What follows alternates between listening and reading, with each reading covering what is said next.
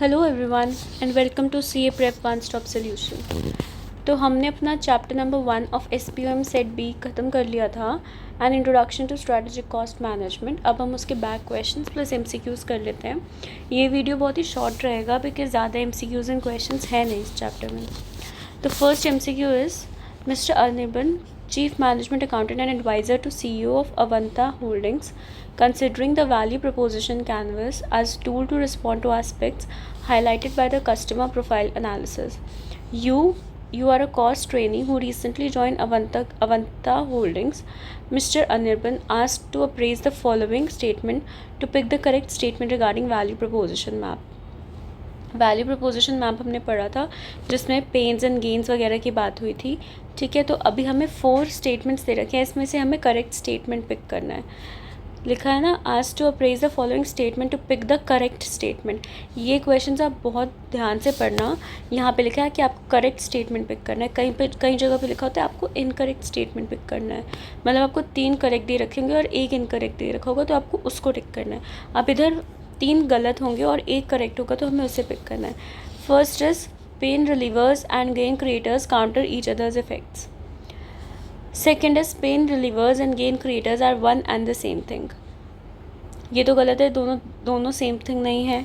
Pen relievers are different from gain creators. Either one of pain relievers और gain creator can be part of value proposition map. अब देखो ये जो deep हम इसमें elimination, जब आपको समझ में ना आए कि आंसर क्या है क्या नहीं है, तो एलिमिनेशन मेथड पे जाना। आपको ये पता है कि आप पेन क्या होता है और गेन क्या होता है। अगर हमने सपोज़ वैल्यू प्रपोजिशन मैप नहीं पढ़ा होता तब भी हमें पता है कि पेन क्या होता है, गेन क्या होता है। पेन एंड गेन दोनों एक दूसरे के ऑपोजिट होते हैं। पेन रिलीवर पढ़ के हमें समझ में आ रहा है कि कुछ पेन को रिलीव करने का कुछ मेथड होगा, और गेन क्रिएटर का समझ में आ रहा है कि कुछ गेन क्रिएट करता होगा। ठीक है, तो अब जो डी पार्ट है, इधर वन ऑफ पेन रिलीवर्स और gain creator can be a part of value proposition map. ठीक है, तो ये वैल्यू प्रपोजिशन मैप हमको पढ़ के समझ में आ रहा है कि कुछ भी तो ऐसी चीज़ होगी जो वैल्यू क्रिएट करती होगी। जब आपको अगर कॉन्सेप्ट नहीं आता तो आपको MCQ कैसे टिक करना है, थोड़ा दिमाग लगा के मैं वो आपको तरीका बता रही हूँ। कॉन्सेप्ट तो चलो हमने सारे पढ़ ही लिए, बट कभी कभी होता है हमें कॉन्सेप्ट रिकॉल नहीं होते, तो हमें कैसे MCQs मार्क करने। तो वैल्यू प्रपोजिशन मैप पढ़ के हमें लग रहा है कुछ भी तो वैल्यू क्रिएट करने का होगा। अब ये कह रहे हैं ईदर वन ऑफ, या तो पेन रिलीवर या तो गेन क्रिएटर। अब अगर वैल्यू क्रिएट हो रही है तो वैल्यू क्रिएशन में कि अगर हमें कुछ पेन्स हो रहे होंगे तो हमारे पास उसका रिलीवर भी होना चाहिए, तब वैल्यू क्रिएट होगा। और अगर हमारे पास गेन नहीं है तो हमारे गेन्स भी क्रिएट होने चाहिए, तब कुछ वैल्यू क्रिएट होगा। तो ये तो हमारा एलिमिनेट हो गया कि नहीं, दोनों चीज़ें होनी चाहिए, सिर्फ एक नहीं होना चाहिए। अब first, pen relievers and gain creators counter each others effects, ये भी गलत है। अब जो पेन रिलीवर होता है वो हमारे पेन को रिलीव करता है, गेन क्रिएटर जो होता है वो गेन को क्रिएट करता है। ये दोनों एक दूसरे के इफेक्ट को काउंटर, मतलब एक दूसरे के इफेक्ट्स के अगेंस्ट नहीं है, तो ये एलिमिनेट कर लिया हमने। ठीक है, अब pain relievers and gain creators are one and the same thing. ये हमें पढ़ के समझ में आ रहा है कि पेन रिलीवर्स, कोई हमें पेन है उसको रिलीव कर रहा है, कुछ गेन क्रिएट कर रहा है, तो ये दोनों चीज़ें सेम नहीं हो सकती हैं। ठीक है, तो ये हमने कैंसिल कर दिया, एलिमिनेट कर दिया। अब हमारा ऑप्शन बचा सिर्फ सी। यही थोड़ा लॉजिकल लग रहा है तो हम इसको टिक कर देंगे। Pain relievers are different from gain creators, पढ़ के भी यही लॉजिकल लग रहा है कि पेन रिलीवर्स एक अलग कॉन्सेप्ट है, गेन क्रिएटर्स अलग कॉन्सेप्ट है। ठीक है, तो इस तरह से जब हमें कॉन्सेप्ट नहीं आता तो इस तरह से हमें MCQ टिक करना है। अब नीचे इसकी रीजनिंग दे रखी है, इसकी रीजनिंग पढ़ना इतना वो नहीं है, जहाँ पर मुझे लगेगा कि रीजनिंग पढ़ानी चाहिए मैं आपको पढ़ा दूँगी। ये बहुत ही जनरल सा क्वेश्चन था। ठीक है, तो ये रीजनिंग अगर आपको पढ़नी हो तो आप पढ़ लेना, वैसे तो ज़रूरत है नहीं। नेक्स्ट MCQ, मिस्टर नीलांजन, ये देखो in continuation to previous MCQs की कंटिन्यूशन है।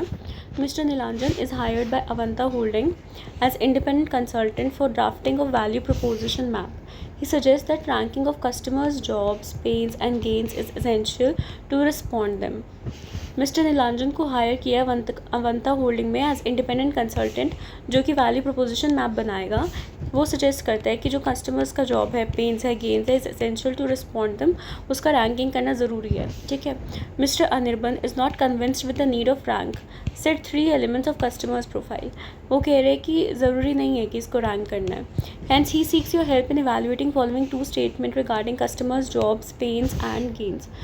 तो अब आपको ये 2 स्टेटमेंट्स दे रखी हैं। अब आपको इसमें से बताना है कि इन दोनों में से कौन सी स्टेटमेंट सही है, कौन सी गलत है, दोनों सही हैं या दोनों गलत हैं। ठीक है, अब देखो फर्स्ट स्टेटमेंट क्या कह रही है, pains and gains are controlled by business. All the pains and gains need not be responded और एड्रेस्ड। जो फर्स्ट थिंग है, pains and gains are control by business, ये स्टेटमेंट हमें गलत लग रही है, बिकॉज जो पेन्स और गेन्स होते हैं वो तो अपने आप क्रिएट हो जाते हैं। जब एक पेन डेवलप होता है एक कस्टमर को, तो हम उसका रिलीवर निकालते हैं। जो बिज़नेस होता है वो पेन रिलीवर निकालता है, वो बिज़नेस कंट्रोल करता है। अब कुछ गेन्स है तो गेन क्रिएटर जो है वो बिज़नेस क्रिएट करता है। तो pain reliever and gain creator are control by business, but pains and gains are not control by business. तो ये स्टेटमेंट हमारी हो गई गलत। All the pains and gains need not be responded और एड्रेस्ड। ऑल पेन्स, हाँ, जो सारे के सारे पेन्स और गेन्स है वो सारे के सारे हम एड्रेस नहीं कर सकते हैं, बिकॉज कुछ पेन्स एंड गेन्स बहुत ही मिनिमल होते हैं जिनसे ज़्यादा इफेक्ट नहीं पड़ता। ये हमने पढ़ा था जब हमने वैल्यू प्रपोजिशन मैप वाला वो पढ़ा था। तो सारे पेन्स एंड गेन्स को रिस्पॉन्ड करना ज़रूरी नहीं होता, ठीक है। तो फर्स्ट स्टेटमेंट हमारी गलत है, सेकंड स्टेटमेंट हमारी सही है। अब ऑप्शन क्या कह रहा है, both the statements are correct. गलत, पहली वाली तो स्टेटमेंट गलत है। Both the statements are incorrect, नहीं, सेकंड स्टेटमेंट तो हमारी सही है। Only statement 1 is correct, no, first statement तो हमारी गलत है। ओनली स्टेटमेंट 2 इज़, ये ऑप्शन सही है। आपको नीचे आंसर भी दे रखा है, या आपको नीचे रीजनिंग भी दे रखी है, ये आप एक बार देखना चाहो तो आप देख सकते हो। अब क्या कह रहा है, the technique of management by wandering around is concerned with which of the following leadership aspects of management accountant. सबसे पहले जो technique of management by wandering around था, वो क्या होता है कि जो आपका मैनेजर है वो आपके पूरे जो भी वर्क एरिया है उधर इधर से उधर घूमता रहता है, सब लोगों से रिव्यू लेता रहता है कि भाई काम कैसा हो रहा है, सही हो रहा है, सही चल रहा है या नहीं चल रहा, क्या कोई इशू हो तो नहीं आ रहा काम करने में, ठीक है। तो वो होता है मैनेजमेंट, वो वॉन्डर, इधर उधर वॉन्डर करके मैनेज करना, चीज़ों को सुपरवाइज करना। Is concern with which of the following leadership aspects of management accountant. अब देखो, इससे हमें पढ़ के, अगर हमने नहीं पढ़ा, हमें पता ही नहीं मैनेजमेंट वॉन्डरिंग अराउंड होता क्या है, पहले तो हमें पढ़ के ही समझ में आ रहा है कि मैनेजमेंट वॉन्डरिंग अराउंड हो क्या सकता है, कि वो इधर उधर घूम के कुछ मैनेज कर रहा है, ठीक है। अब हमारे को 2 ऑप्शन दे रखे हैं। First is communication. अब वो इधर उधर घूम रहा है, जो मैनेजर है वो अपने जो सबॉर्डिनेट्स हैं उनसे पूछ रहा है कि काम सही हो रहा है, नहीं हो रहा है, तो ये ऑब्वियसली दिस इज़ कम्युनिकेशन। आप सामने से बोल रहे हो कि ये काम सही हो रहा है, सामने से रिस्पॉन्स आ रहा है कि सही हो रहा है। आप पूछ रहे हो कि कुछ इशू तो नहीं आ रहा, वो सामने से जवाब दे रहे हैं हाँ ये प्रॉब्लम आ रही है, ये प्रॉब्लम, तो कम्युनिकेशन तो हो रहा है, ठीक है। तो ये एक leadership aspect management wandering around से सेटिस्फाई हो रहा है। Next is decision making. अब क्या वो चलते चलते बस बातें कर रहा है, वो उनसे पूछ रहा है कि ये सही है, ये गलत है, तो वो डिसीजन नहीं ले रहा, वो सिर्फ और सिर्फ कम्युनिकेट कर रहा है कि ठीक है आपको कुछ प्रॉब्लम तो नहीं आ रहा है, ये वो, तो फिर डिसीजन मेकिंग नहीं हो रहा, सिर्फ कम्युनिकेशन हो रहा है। तो ये हमारा ऑप्शन नंबर बी, ये सही होगा। Only with which of the following leader, हाँ, तो सिर्फ हमारा कम्युनिकेशन हो रहा है, ठीक है। Next is technology is dynamic in nature and has significant bearing on activities that create value for customers. ये वही ITIS वाला जो कॉन्सेप्ट हमने एकदम लास्ट में पढ़ा था। Your organisation is considering introducing RFID as technological breakthrough. RFID is capable to revamp which of the following primary activities to generate scope of value, ठीक है। अब एक बात बताओ, अगर हमने ना ही हमने इंफॉर्मेशन टेक्नोलॉजी पढ़ा, हमने कुछ नहीं पढ़ा सपोज, ठीक है, और हमने सिर्फ ऊपर वाला पार्ट पढ़ लिया, हमने इंफॉर्मेशन टेक्नोलॉजी वाला सपोज पार्ट पढ़ा नहीं है, हमें रिकॉल ही नहीं हो रहा कि उसमें क्या था क्या नहीं था, ठीक है। बट हमें ये पता है कि प्राइमरी एक्टिविटीज़ क्या होती है, सपोर्ट एक्टिविटीज़ क्या होती हैं। तो वो क्या कह रहा है कि RFID is capable to revamp which of the following primary activities. तो वो पूछ रहा है कौन सी एक्टिविटीज़। अब देखो यहाँ पे आपको दे रखा है प्राइमरी एक्टिविटीज़, पर इसमें देखो है कौन कौन सी। क्या सेल्स और मार्केटिंग आपकी प्राइमरी एक्टिविटी है? नहीं। Support activity, after sale service आपकी प्राइमरी एक्टिविटी? नहीं, ये भी सपोर्ट एक्टिविटी थी। अब हमारी प्राइमरी एक्टिविटी बची कौन सी? सिर्फ और सिर्फ 1 और 2 बची, ठीक है। अब आप ऑप्शंस देखो, मैं ये वैसे बता रही हूँ कि जब आपको नहीं पता है, कॉन्सेप्ट आपको पता ही नहीं है, तो आपको कैसे टिक करना है, because at the end of the day आपको MCQ सही करके आना है जिससे आप पास हो जाओ। अब पहला ऑप्शन 3 और 4 हो ही नहीं सकता क्योंकि प्राइमरी एक्टिविटी तो होती ही नहीं है। सेकंड और थर्ड तो हो ही नहीं सकता क्योंकि प्राइमरी एक्टिविटी थर्ड है ही नहीं। 1 और 3, 1 प्राइमरी है, थर्ड नहीं, ये भी नहीं हो सकता, प्राइमरी एक्टिविटी है ही नहीं। डी ऑप्शन बचा 1 और 2 ओनली, ठीक है। यही हमारा आंसर होगा बिकॉज 1 और 2 दोनों प्राइमरी एक्टिविटीज़ होती हैं हमारी, ओके। अब देखो A business model should contain which three components out of those stated below. अब एक business model में क्या क्या components होने चाहिए out of those stated below. पहला है कस्टमर वैल्यू प्रपोजिशन. अब जो बिज़नेस है वो बिना कस्टमर वैल्यू प्रपोजिशन के तो चल नहीं सकता. ठीक है, तो कस्टमर वैल्यू प्रपोजिशन होना ज़रूरी है, बिकॉज बिना कस्टमर्स के बिज़नेस चल नहीं सकता. प्रॉफिट होना ज़रूरी है. ऑब्वियसली बिज़नेस बिना प्रॉफिट के चल नहीं सकता. घाटे में थोड़ी बिज़नेस होता है, लॉस में थोड़ी बिज़नेस होता है. हमें प्रॉफिट भी देखना पड़ेगा. इम्पैक्ट फैक्टर, इसकी ज़रूरत नहीं है. की रिसोर्सेज एंड प्रोसेसेस के हमारा जो इनपुट है उसके लिए हमारे की रिसोर्सेज क्या हैं और हम जो काम कर रहे हैं उसकी प्रोसेसेस क्या हैं, ये भी ज़रूरी है. ठीक है, तो इम्पैक्ट फैक्टर इतना ज़रूरी चीज़ नहीं है. अब यहाँ पे आपको क्या क्या ऑप्शन 1 2 3, अच्छा यहाँ पे दे रखा आंसर, तो हमारा आंसर बी है. B is customer value proposition, second is profit formula and fourth is key resources and processes. इसका आपको रीजनिंग पढ़ना है तो रीजनिंग का देख लो. In 2008, Johnson, along with Christian, extended the scope of business model to what was earlier proposed by Margareta and proposed that a business model also needs a value proposition. Therefore, business model should contain three components: customer value proposition, profit formula, key resource and processes. Okay. अब देखो मैंने बोला था ना कि बहुत important concept है. Shakti Bearing Ball Trading Limited is considering the proposal to enter into a trading of casting iron as well. Mr. Madhusudan, Chief Strategic enumerate the entry-exit barriers of proposed business line and called a review meeting at request of CEO to consider final advice of C-suite. Q Cost Advisor also attended the meeting and suggested barriers have influence on profitability rate as well as nature. Mr. Sudan told SBBIL expected that there will be high entry and exit barriers. Entry barriers and exit barriers will be high. You are advised to tell the nature and margin rate in context of 5 force model. ये हमने पढ़ा था 5 force model. ठीक है, अब इसमें देखो ये हमें बॉक्स दे रखा है. हमने देखा था कि जब एंट्री बैरियर्स भी हाई होते हैं, एग्जिट बैरियर्स भी हाई होते हैं, तो जो हमारे रिटर्न्स होते हैं वो हाई होते हैं प्लस रिस्की रिटर्न्स होते हैं. ये हमने ऊपर पढ़ा था. इसकी रीजनिंग मेरे को आपको दोबारा देने की ज़रूरत नहीं है. तो इसका आंसर होगा जब high entry and exit barriers होंगे तो हमारे हाई और रिस्की रिटर्न्स होंगे. ठीक है, तो इसका आंसर है ये high margin and risky returns. Next is the Board of Modern Furniture Limited, considering the need of strategies for information related aspects. Chief Information Technology Officer made a statement. IT, IS and IM all three are interconnected but not same. ये line मैंने आपको mark कराई थी, आपको याद होगा कि ये तीनों इंटरकनेक्टेड तो हैं बट सेम नहीं है. IT techniques are used as a part of information system to manage information. ये भी मैंने आपको मार्क कराया था.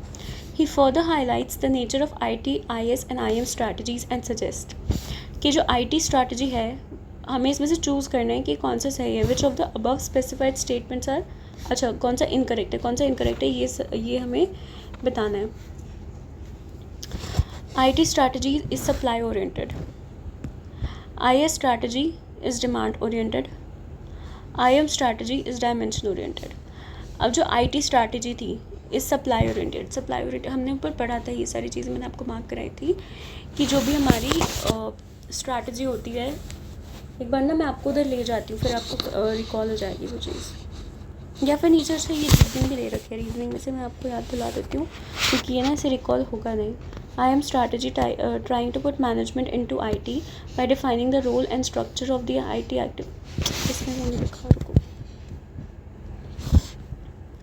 हाँ ये देखो यहाँ पे ये बॉक्स मैंने आपको स्टार मार्क कराया था ना, मैंने कहा था MCQ में आपको मिल सकता है. यहाँ पे इसके बेसिस में देखो ओरिएंटेशन लिखा हुआ है. ओरिएंटेशन में लिखा है कि IS strategy is demand oriented, IT strategy is supply oriented, IM strategy is relationship oriented. ठीक है, तो अब हम उस MCQ पे चलते हैं.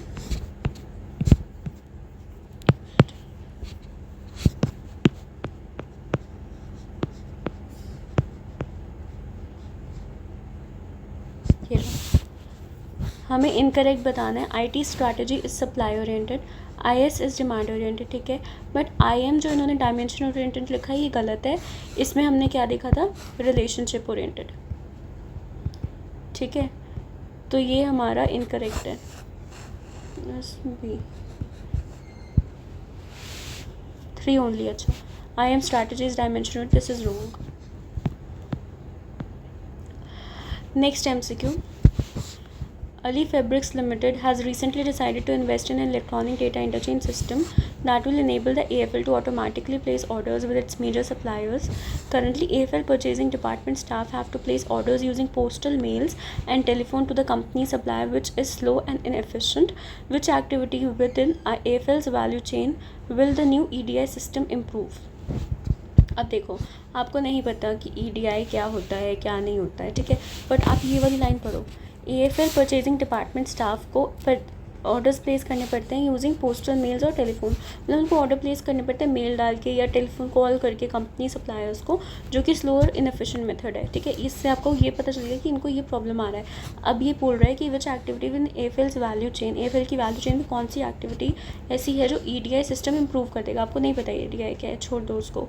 सपोज़ मतलब अगर आपको नहीं पता तो अब मैं कैसे मार्क करना है मैं आपको बता रही हूँ। पहला इंफ्रास्ट्रक्चर, बट इनका प्रॉब्लम तो परचेज ऑर्डर प्लेस करने का है ना, तो इंफ्रास्ट्रक्चर तो हो नहीं सकता। इनबाउंड लॉजिस्टिक्स तो हमें रिसीव करके स्टोर करने वाला होता है, ये भी नहीं हो सकता।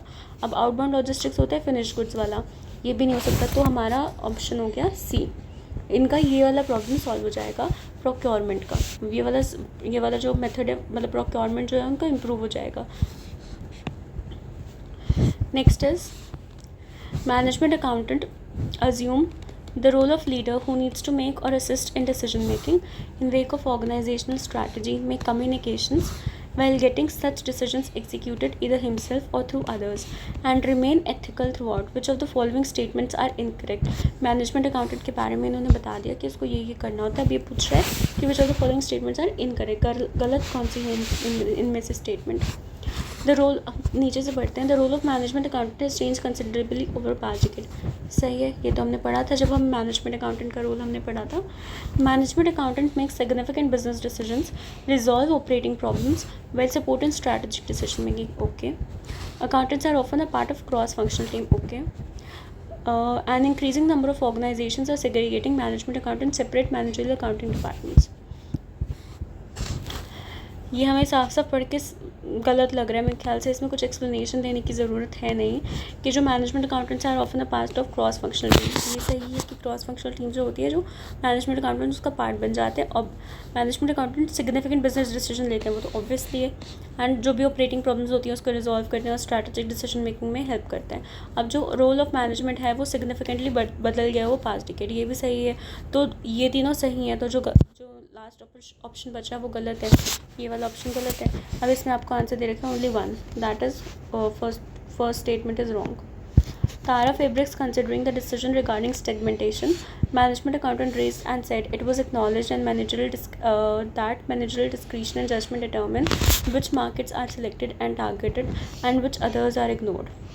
In order for market segmentation to be effective, all segment must be, जो भी आपका मार्केट सेगमेंटेशन है वो इफेक्टिव हो जाए तो उसके लिए जो भी आपके सारे सेगमेंट्स हैं जिसमें वो डिवाइडेड है तो वो सारे सेगमेंट्स कैसे होने चाहिए, डिस्टिंक्ट होने चाहिए, अलग होने चाहिए, एक्सेसिबल होने चाहिए, मेजरेबल होने चाहिए और प्रॉफिटेबल होने चाहिए। देखो इसका मीनिंग एक बार देख लो। In order to be recognised as a segment following criteria shall be satisfied. The segment should be homogeneous internally, हमने पढ़ा था। होमोजेनियस हेटेरोजेनियस का मैंने आपको एग्जांपल देके समझाया था, जो नीचे इन्होंने एग्जाम्पल्स दे रखे थे मतलब मॉड्यूल में। heterogeneous externally as in it should be distinct, identifiable मतलब measurable होना चाहिए, reasonable if not substantial, profitable and must be responsive, that is accessible। अभी तक के जितने भी MCQs हैं मुझे लगता है सारे आपके जो हमने वीडियोस कर ली उससे हो जाएगा और जनरल अंडरस्टैंडिंग से भी इस चैप्टर के MCQs हो जाएंगे। बट ये वाला जो MCQ है ये आप एक बार ज़रूर रेफ़र कर लेना, इसमें हो सकता है थोड़ा सा कन्फ्यूजन हो जाए बिकॉज बुक्स में ना ऐसे इस तरह से टर्म दे नहीं रखे और हमने ज़्यादा ध्यान से बंदा वही पढ़ता है जो ब्रैकेट के बाहर दिया होता है, जैसे heterogeneous externally, identifiable, not substantial, responsive and all that. But इन्होंने अलग टर्म्स को लिखा हुआ है जैसे डिस्टिंक्ट, एक्सेसिबल, मेजरेबल, प्रॉफिटेबल, तो ये याद हो सकता है कि याद ना रहे, तो ये आप एक बार देख लेना। अभी आपका केस लेट बेस्ड MCQ है।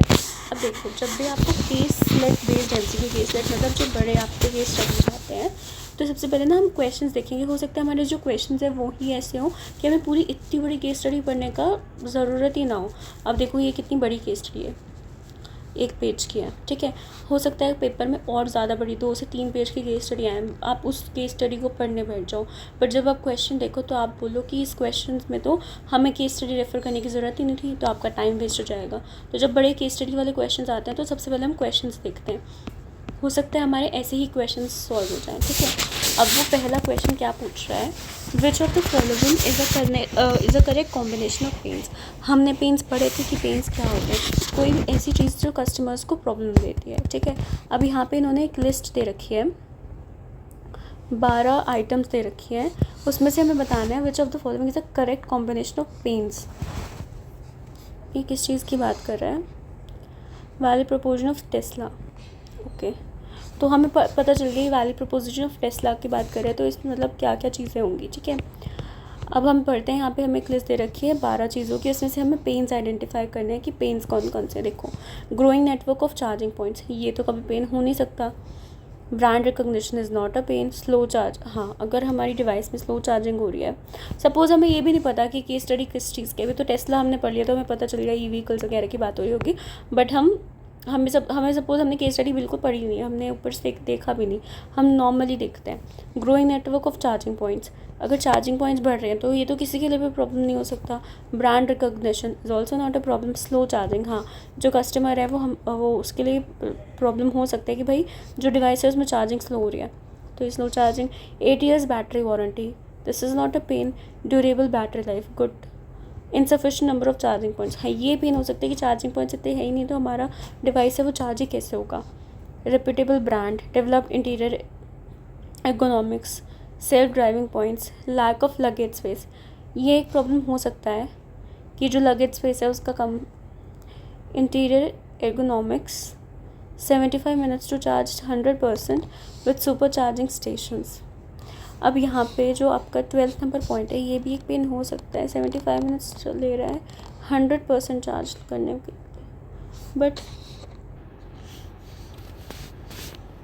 बट इन्होंने शायद इसको कंसिडर नहीं कर रखा है पेन में। Which of the following pain, item number 3, 6 and 10 consider कर रखा है, तो एक बार हम इसको होल्ड पे डाल देते हैं, अभी देखते हैं इसमें इन्होंने क्या कर रखा है, ठीक है। तो ये 3 तो हमारे पेन्स हो गए। Next question, which of the following is the correct combination of gains. अब इसमें से करेक्ट कॉम्बिनेशन ऑफ गेन्स कौन सा है, growing network of charging points, brand recognition, 8 years battery warranty, durable battery life time, okay, reputable brand, developed interior economics, self driving option, interior economics, जो भी मतलब designing वगैरह है, इसका मतलब ये है, ठीक है। ये हमारे जो भी हैं गेन्स हो गए। Another question is which of the following is a correct combination of pain relievers, growing network of charging. अच्छा, देखो, जो हमारा पेन था insufficient number of charging points, उसके अगेंस्ट में growing network of charging point, ये हमारा पेन रिलीवर हो गया एक, ठीक है। Slow charging battery 8 years battery warranty, reputable, developed interior ergonomics, ये एक हमारा पेन रिलीवर हो गया। 75 minutes to charge 100% super charging station. अब यहाँ पे देखो, हमारा एक पेन था insufficient number of charging points, अब यहाँ पे सुपर चार्जिंग स्टेशंस, तो इसको इन्होंने जो है अपना पेन रिलीवर में कंसिडर कर लिया, इस वाले पॉइंट को, कि ये पेन रिलीवर है कि 100% 75 मिनट्स लेता है 100% चार्ज करने के लिए with super charging stations. Which of the following is the correct combination of gain creators. अब जो पॉइंट्स बचे वो गेन क्रिएटर्स हो गए, that is 8 years battery warranty, reputable brand है, ये गेन क्रिएट करता है, और आपका सेल्फ ड्राइविंग ऑप्शंस है, ठीक है, तो ये गेन क्रिएट करता है। तो इस तरह से आप जो भी आप अपना, आपको ज़रूरी नहीं है कि इतनी बड़ी पूरी की पूरी आप केस स्टडी पढ़ो। जब आपको समझ ही नहीं आ रहा बिल्कुल कि क्या बात हो रही है क्या नहीं हो रही है, तो ऑब्वियसली पढ़ना चाहिए, पर जब आपको क्वेश्चंस पढ़ के आप डायरेक्टली मार्क कर सकते हो, तो आपको ज़रूरत नहीं है पूरा का पूरा केस स्टडी पढ़ने की। तो इस तरह से हमारी एक केस लाइट बेस्ड MCQs भी कवर अप हो गए। अब आपको ये डिस्क्रिप्टिव क्वेश्चंस दे रखे हैं जो कि आपको पढ़ने की बिल्कुल भी ज़रूरत नहीं है। अब जैसे फर्स्ट क्वेश्चन मैं बता देती हूँ कि क्यों ज़रूरी नहीं है। Do you agree to the opinion of large chunk of industry experts are not justify your answer. ये तो कोई मतलब इस तरह के क्वेश्चन तो आ ही नहीं सकते, और इस तरह के क्वेश्चन का MCQ भी नहीं बन सकता, तो there is no point of reading these. Second is, how establishing manufacturing in China helped Tesla to do better in primary activities of their value chain. ये जो आपका पूरा का पूरा केसलेट बेस्ड मतलब केस था, यहाँ पे पूरा केस स्टडी था, उसके बेस पे हमने MCQs कर लिए. वो तो चलो ज़रूरी थे करने. अब उसके बेस पे जो डिस्क्रिप्टिव क्वेश्चन दे रखे हैं वो करने की ज़रूरत नहीं है, क्योंकि इस टाइप के क्वेश्चन MCQ में आएंगे ही नहीं. ओपिनियन से आप अग्री करते हो या नहीं, उसको जस्टिफाई करो, या फिर how establish manufacturing in China help Tesla. तो ये सारे डिस्क्रिप्टिव क्वेश्चंस में ही इनके आंसर्स बन सकते हैं, तो आपको MCQ में ऐड करेंगे.